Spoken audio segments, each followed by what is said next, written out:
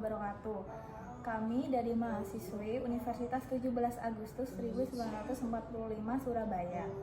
Untuk memenuhi tugas ETS, kami akan menjelaskan materi tentang administrasi pertanahan yang telah dijelaskan oleh dosen pengampu kami yang bernama Pak Edi Wahyudi SHMSI.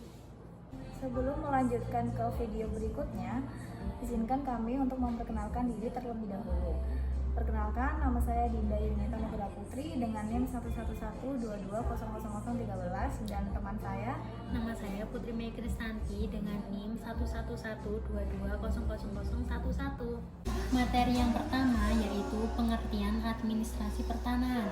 Administrasi pertanahan adalah sistem yang mengatur kepemilikan, penggunaan, dan pengelolaan tanah yang bertujuan untuk menjamin kepastian hukum, mengoptimalkan pemanfaatan tanah, dan kesejahteraan masyarakat. Contohnya, warga yang mengurus sertifikat hak milik atas tanah warisan melalui proses pendaftaran di kantor pertanahan setempat. Yang kedua, ada konsep dan tujuan administrasi pertanahan. Konsep administrasi pertanahan mencakup 4 fungsi utama, yaitu yang pertama, pendaftaran tanah, pengaturan penggunaan tanah, perpajakan atas tanah, serta penyelesaian konflik. Tujuannya adalah memberikan kepastian dan perlindungan hukum untuk mendorong penggunaan tanah secara efisien dan menjamin keadilan sosial dalam penguasaan tanah. Contohnya yaitu pemerintah daerah menggunakan data administrasi pertanahan untuk menyusun rencana tata ruang dan zonasi pemanfaatan lahan di wilayahnya. Materi yang ketiga yaitu komponen administrasi pertanahan. Yang pertama ada pendaftaran tanah, yaitu proses resmi pencatatan hak atas tanah agar diakui secara hukum. Tujuan utama adalah memberikan perlindungan hukum kepada pemilik tanah dan meminimalkan sengketa tanah. Dasar hukum yang tercantum dalam Peraturan Pemerintah Nomor 24 Tahun 1997 tentang pendaftaran tanah. Contohnya, petani mendaftarkan tanah garapannya untuk mendapatkan legalitas sebagai pemilik sah. Kemudian yang B ada sertifikasi. Bukti hukum hak atas tanah yang diterbitkan oleh BPN setelah pendaftaran. Jenis sertifikat tanah adalah yang pertama, sertifikat hak milik atau SHM, yaitu hak kepemilikan penuh atas tanah, tidak terbatas waktu. Yang kedua, sertifikat hak guna bangunan atau SHGB, yaitu hak mendirikan dan memiliki bangunan di atas tanah negara dengan jangka waktu tertentu. Yang ketiga, ada sertifikat hak guna usaha atau SHGU, yaitu hak untuk mengelola tanah untuk keperluan pertanian, perkebunan, atau perikanan dalam waktu tertentu. Yang keempat yaitu sertifikat hak pakai, yaitu hak menggunakan tanah negara atau tanah hak milik pihak lain sesuai perjanjian. Yang kelima, sertifikat hak pengelolaan atau HPL, yaitu hak pengelolaan tanah oleh instansi pemerintah atau badan hukum tertentu. Contohnya adalah setelah proses pendaftaran selesai, BPN mengeluarkan sertifikat hak milik atas sebidang tanah pekarangan. C yaitu sistem informasi pertanahan. Sistem informasi pertanahan adalah teknologi yang digunakan untuk mengelola data tanah secara digital, bertujuan untuk meningkatkan transparansi, efisiensi, dan aksesibilitas dalam administrasi pertanahan. Contoh aplikasi Sentuh Tanah adalah aplikasi mobile yang dikembangkan oleh Kementerian Agraria dan Tata Ruang Badan Pertanahan Nasional atau yang disingkat ATR BPN untuk mempermudah masyarakat dalam mengakses informasi layanan pertanahan. Materi keempat adalah hak atas tanah. Hak atas tanah adalah kewenangan hukum yang diberikan kepada individu atau badan hukum untuk menguasai dan menggunakan tanah. Hak atas tanah diatur dalam Undang-Undang Pokok Agraria atau UUPA tahun 1960. Hak atas tanah terdiri atas hak milik, HGU, HGB, hak pakai, dan hak pengelolaan. Yang pertama ada hak milik. Hak milik adalah hak atas tanah yang sifatnya permanen, dapat diwariskan dan hanya dimiliki oleh WNI. Contohnya adalah seseorang mewarisi tanah dari orang tuanya dan memiliki hak milik yang tercatat dalam sertifikat.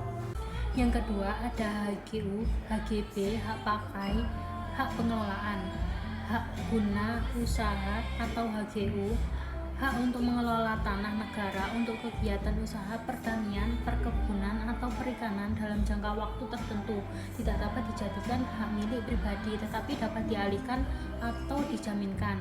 Contoh, perusahaan kelapa sawit pemilik HGU untuk mengelola 1.000 hektar lahan di Kalimantan.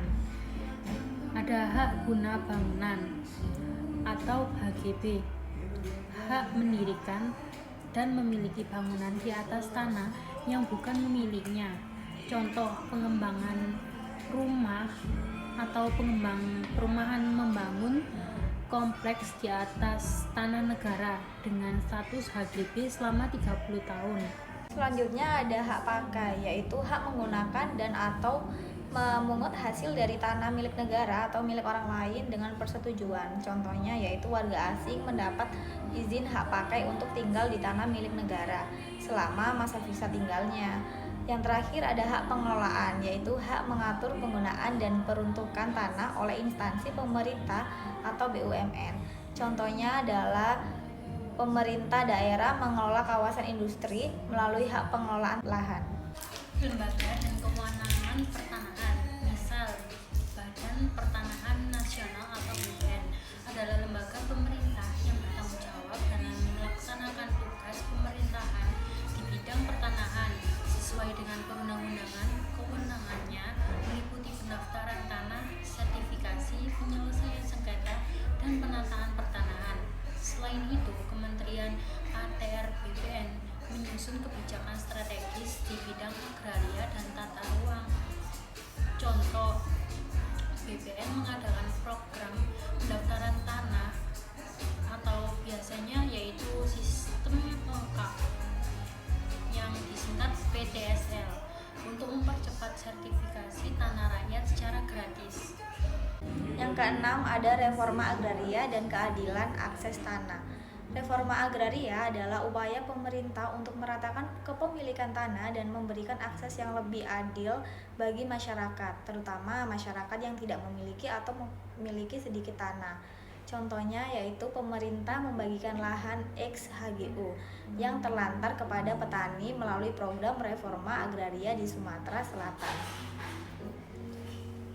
Yang ketujuh yaitu masalah pertanahan dan sengketa tanah. Sengketa tanah adalah perselisihan yang timbul terkait hak kepemilikan penggunaan atau batas tanah. Bisa terjadi antara individu, kelompok, perusahaan, atau dengan pemerintah. Penyebab konflik pertanahan yaitu tumpang tindih sertifikat, tanah ulayat dan hak adat, penguasaan tanah tanpa hak, pengadaan tanah untuk kepentingan umum. Penyelesaian sengketa tanah, yaitu yang pertama ada mediasi, adalah penyelesaian sengketa dengan bantuan pihak ketiga yang netral, dilakukan oleh mediator yang berasal dari BPN, notaris, atau pihak independen. Yang kedua ada arbitrase, yaitu penyelesaian sengketa oleh pihak ketiga yang memiliki wewenang mengikat, biasanya digunakan dalam kasus pertanahan yang melibatkan perusahaan atau investasi besar di Indonesia. Arbitrase pertanahan dapat dilakukan melalui Badan Arbitrase Nasional Indonesia yang disingkat BANI. Yang ketiga ada jalur hukum, meliputi gugatan ke pengadilan negeri, banding ke pengadilan tinggi, dan yang ketiga yaitu 3 kasasi ke Mahkamah Agung. Pengadilan dapat memutuskan berdasarkan bukti, dokumentasi, saksi, dan hukum agraria.